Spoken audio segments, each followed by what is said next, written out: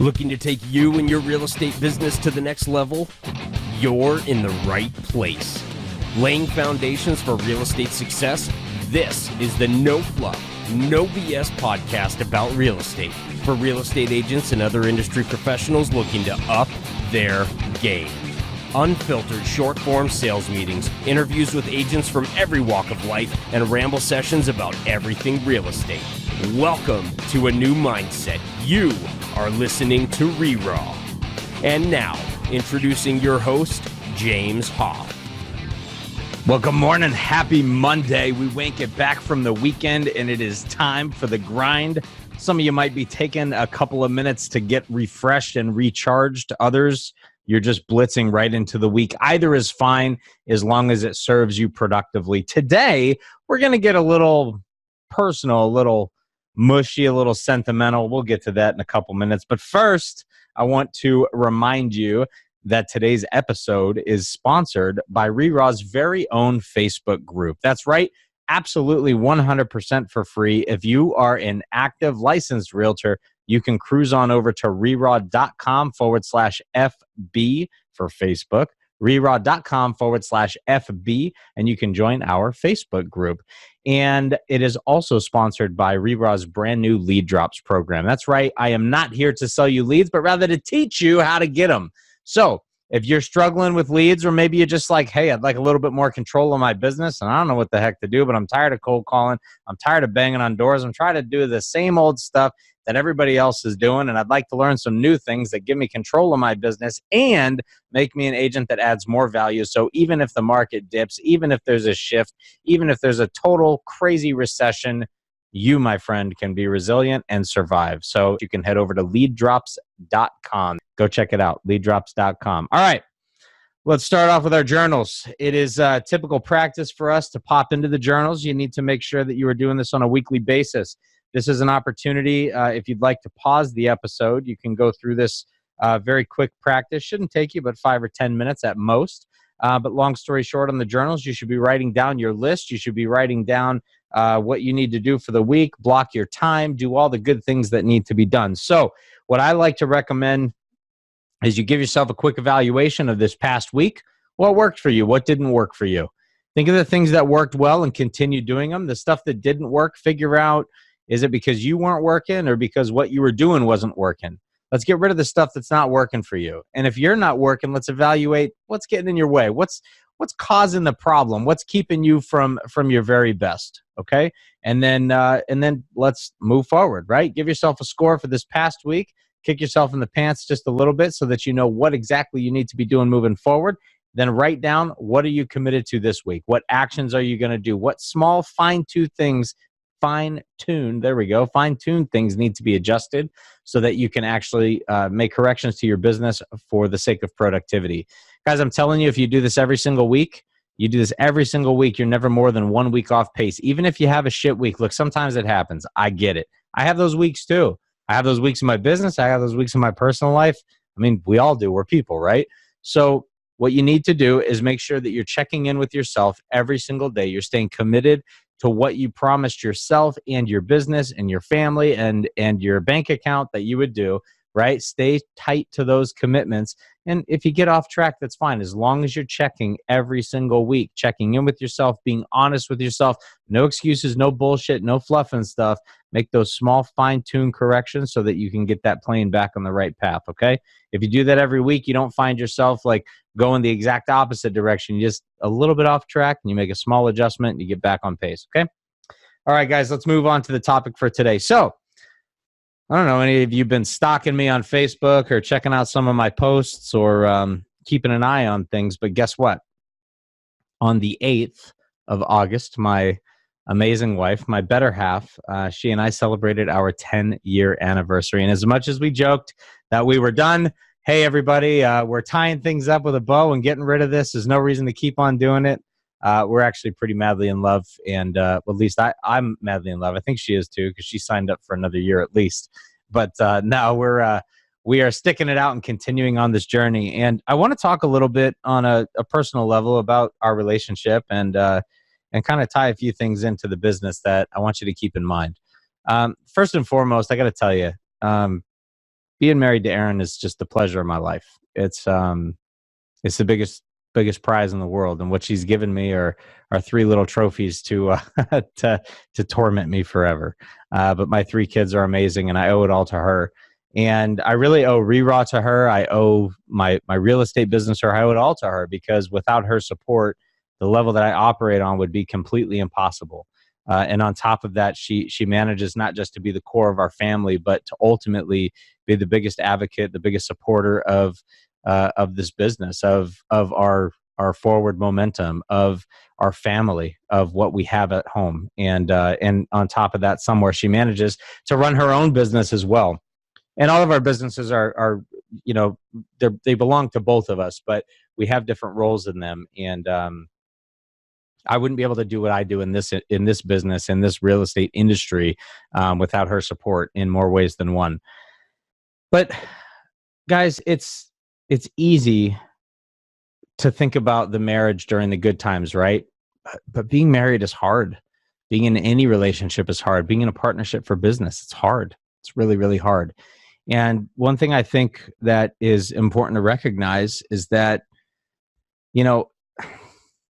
when you get that big paycheck in real estate, right? Like, it's easy to just feel good about. When you get that huge listing, it's easy to feel good about. We trick ourselves into thinking that everything is perfect and that everything's rosy. And while I don't think that the bad times define who we are, they don't define our relationship, they don't define our business or our marriage. The bad times oftentimes define our ability to carry on, our ability to recover, our ability to truly learn from our mistakes. And it's really just important for you guys to be able to apply that principle to your business. So I want to share a few things. Erin and I have been through a lot in our marriage. I was working in the corporate world when she and I actually originally got married, and eventually moved into real estate. Some of you have probably heard the story before. If you go back to episode 0, actually, where I kind of introduced the show, introduced myself, give you a little bit of detail on that. You can learn from some of that. But I used to work for Callaway Golf, spent some time with New Balance footwear, and all in sales positions. Did some customer service at Callaway for a little bit, as that was a pathway to get into sales. Spent 4 years there. Spent about a year at New Balance in outside sales, and I've got corporate experience before both of those as well. But when I started transitioning into real estate, Erin supported me. We knew it was a big risk. She was still working. She still is working now. But we knew it was a big risk. We knew that it was betting on us, right? And not just betting on us from a business perspective, but as a couple, we had to be able to get through the stress of knowing that we were going from a 6-figure income that I had to a 0 income, and trying to rebuild that. And over time, it built back up. It actually built pretty quickly. I think I've shared with some of you, I did 180,000 GCI in my first year in real estate. Gave a third of that away because I bought a lot of business. Meaning I made concessions. I did whatever I had to do to get a sign in the ground, to keep deals together, to do whatever needed to happen, right? But I replaced my income within a year. It took me 5 months to get my first listing. And forget the business for a minute, just on a personal level, that's nerve-wracking. It is definitely nerve-wracking. But fast forward as the years go by, and as business grows and develops, and then as RERAW starts, and we make investments into that, and life happens, and children come into the world, guys, marriage is tough. It's really, really tough. And one of the things that the priest who married us always said is, hey, you have to always remember why you said I do, why you said yes, why you really wanted to be together to begin with. And we were reflecting on our anniversary. We went out to dinner, we went to a concert, spent the night at a hotel. It was great. And we were reflecting on that. Like, what were the good times in the marriage? What are the things we're most proud of? What's the biggest, most impactful memory of our marriage so far? And there's so many, it's hard to just pin one down. But to get a little, mushy with you guys, but to really be serious and just to be transparent with you, some of my darkest times in my life have happened while I've been married to Erin. The darkest times haven't been because of Erin, haven't been because of my family. But we've gone through a lot of crazy financial stuff. Finances definitely test a marriage, right? And people go, well, how could you do that, James? You say that you're a 6-figure agent, a multi-6-figure agent, you make it happen. Yeah, true. But we've chosen to make investments into RERAW. We've chosen to make investments into Aaron's business, into our growth outside of just the real estate stuff, right? We've invested in our children, their education, and some of the things we've chosen to do with our money. And money gets tight and things get stressful, and we help family, or we do this or we do that, whatever it is, right? And your relationship gets tested, and your ability to be a good spouse, to be a good father, a good husband, those things all get tested. Your friendship with your spouse, let alone your love, it all gets tested. And guys, I just have to say, the good times are so easy. I can have a good time with anybody who wants to have a good time. The question is who can you get through the bad times with? And one of the things I shared with Aaron, and one of the things I'll share with all of you guys, is on a personal level, the people that you surround yourself with have to help carry you through those challenging times, just in the same way that you've probably been there for, whether it's a spouse or friend or family, going through a hard time.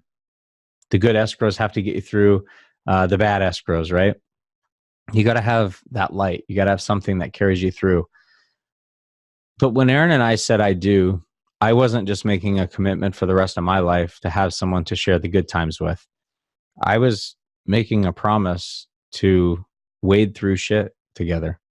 I was making a promise that no matter how bad things got, whether it was between us, which it's not, but the tough times, whether there's friction between us because of outlier circumstances or whatever, or just because things are tough, or because money's tight, or because we're making moves in business and we gotta kind of like walk the tightrope for a little while, right? It doesn't matter what it is. Like, we said I do to get through the hard times together too. And those are the times that, again, I don't think necessarily define the marriage, but define your ability to work together as a couple. The easy stuff is easy. The good times are always good. It's easy to laugh with other people who are laughing. It's easy to be happy with other happy people. But who are you really willing to like bare your soul to, right? Who are you willing to open up to be transparent with, right? And that's what I get from our marriage. That's what I get, is that special partnership, that love, and that trade together in our personal life. So how does all this apply to business? Well, it's tough, right? Because you can divorce your broker. you could just leave immediately, right? But I want to talk a little bit about how the same concept of a marriage, the same idea of who you surround yourself with, who you marry in your business, your partner, your broker, the people you just expose yourself to, not like that, how much it matters. It's easy to walk away from your broker and go somewhere else, but how do you find yourself in a position where they can support you, right? Because every broker's happy to take a split from you when you're closing a shitload of deals. Every broker's happy to just tell you, make sure your files are uploaded in the system and get the paperwork done that you're supposed to do, and here's your paycheck. What's the broker doing for you when you're facing legal issues on a deal? What's the broker doing for you when you're struggling? What's the broker doing for you when your own margins are tight, when you are having experiences in your personal life that maybe inhibit your business a little bit, that maybe get in your way? How are they supporting you? It doesn't mean they're going to cut you a paycheck. Doesn't mean that they owe you anything. But how are they supporting you? How does your brokerage handle the tough times? How does the broker handle your tough times? Are they there to take your calls when you actually need help? Or are they really just there to take a paycheck and you got to find your own help? Are the tools that they provide worth anything, or can you actually stand on your own? Is the environment that they provide for you productive and positive? Or are they getting in your way?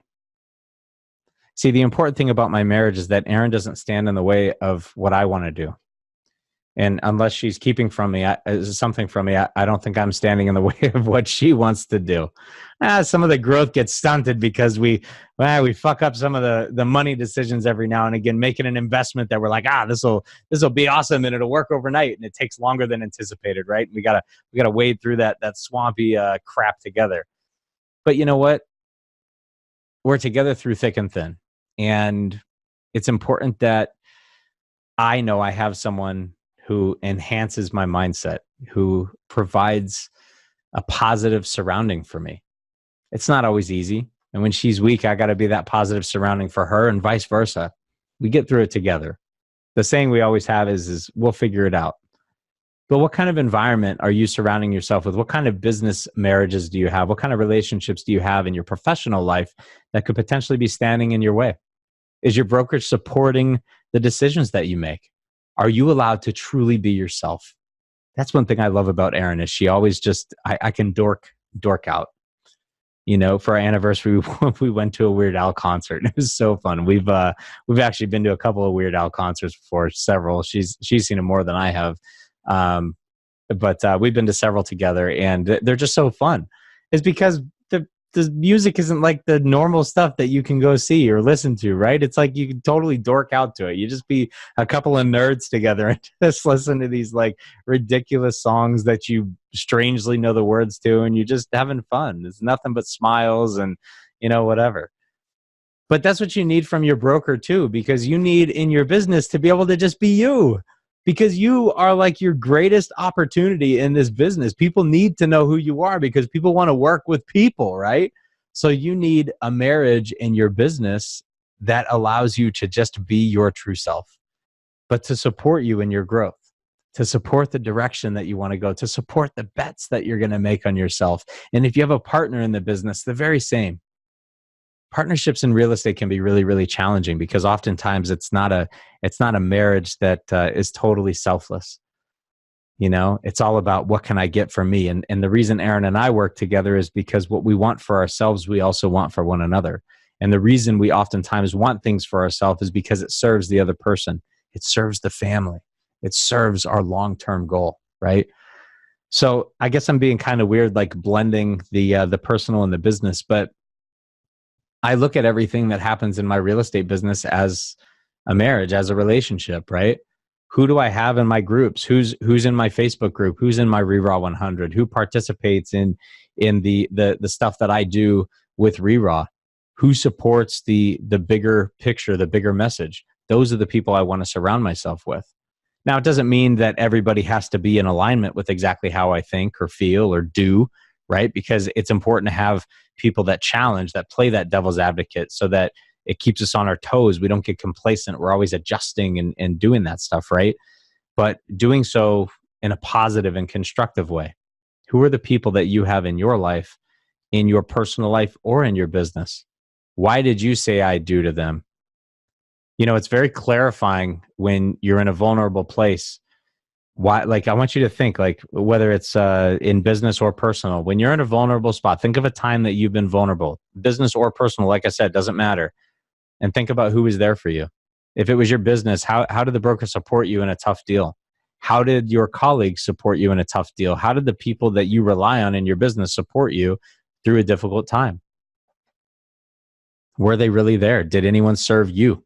And if not, you need to think about that. You need to think about who you align with. Why did they not support you? Is it because you're so fucking selfish? I don't know. Maybe it is. But think about that. Use that as an opportunity. But for me, when I look at my marriage, I love the happy times. But I really look at the challenging times, not the exact situations, right? I mean, you can, but I'm talking on a higher level here. Like, I can just look at and reflect on the times that things have been difficult. And how we navigated those times is just what defines our ability to kick ass together. How we supported one another, how we were there for each other. We didn't always have the best solution to the problem, but we fucking found it and did it together. And that's what I want for you guys in your business. Navigate those problems, right? Who helped you get through those times? Who helped you navigate? Who was really there?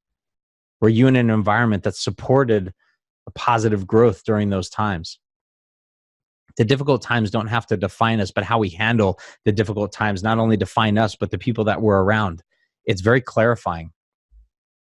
And the beautiful thing is the true heart comes out when it's not easy. The true heart comes out when it's not easy. So I just want to give you encouragement that if you're having a tough time in your business, don't look first at your bank account.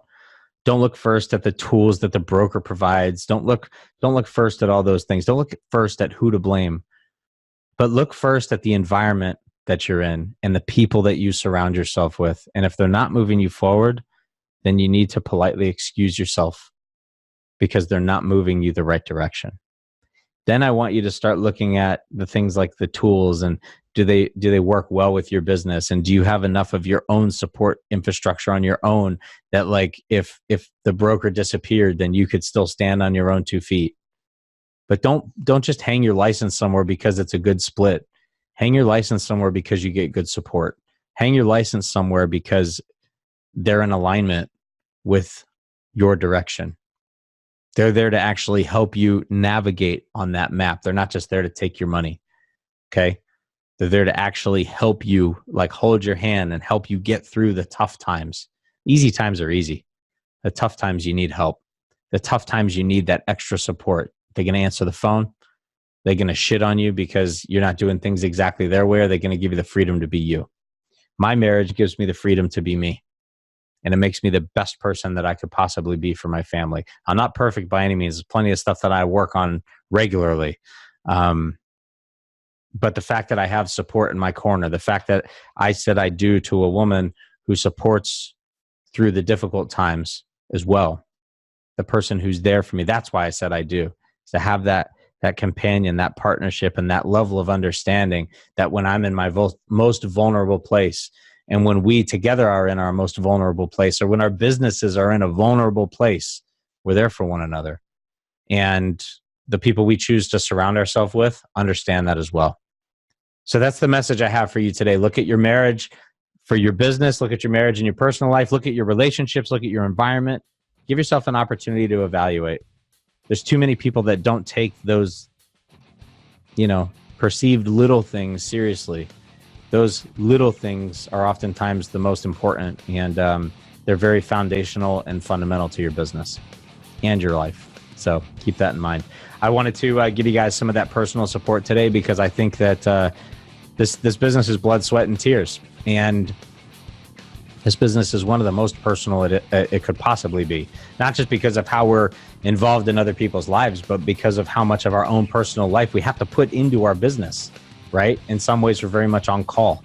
In some ways, it's hard to set perfect boundaries because everybody that we work with has such a different schedule. There's no perfect system, right? So it's very important on a personal level that you are in alignment and on your side with your relationships and your environment and all that. All right. Hey guys, remember something. You have access to a free Facebook group, tons of value. It's RERAW.com/FB. So RERAW.com/FB for Facebook. And you can hop over there. This group is only for active realtors. And just so you know, I know that I have some products through RERAW. There are no other vendors in that group. There are 0 vendors in that group. It is not one big pitch fest. I'm here to help you grow your business. I do not allow vendors in that group because I'm not interested in their sales pitches. The group is for active agents, period. Not pre-licensed, not anybody else. It is literally just active realtors. So if you're an active realtor and you want to be in that group, I'd love to have you, and greatly appreciate you sharing it with any friends, colleagues, and companions that you think would also benefit from that group. You guys remember something, real agents work. Make sure you're one of them. Have the best one.